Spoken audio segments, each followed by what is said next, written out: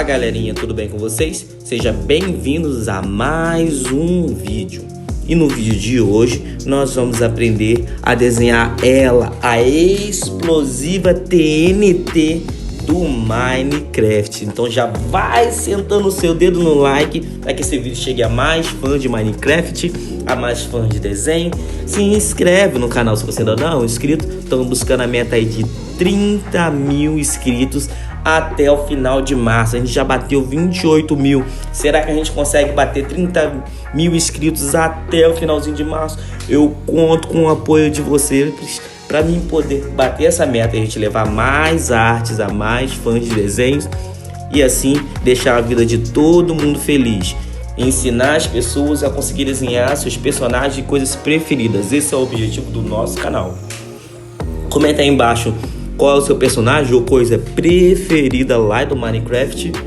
E sem mais enrolação, pega a régua, pega o lápis e pega a folha e bora desenhar. Se você é novo aqui no canal e não sabe como funciona, é bem simples. É só você ir copiando as linhas que eu estou fazendo no vídeo. Volta o vídeo lá no começo, usando a sua régua, você vai copiando todas as linhas retas que eu estou fazendo aqui para construir esse TNT passo a passo, que no final você vai conseguir fazer a mesma TNT que eu. E aí você pode, por exemplo, enfeitar seu desenho, fazer um formato de explosão atrás, deixar aquele like para agradecer pelo vídeo, para o YouTube entender que esse vídeo é bom. Comentar aí qual o tema que você gostaria que eu trouxesse no canal.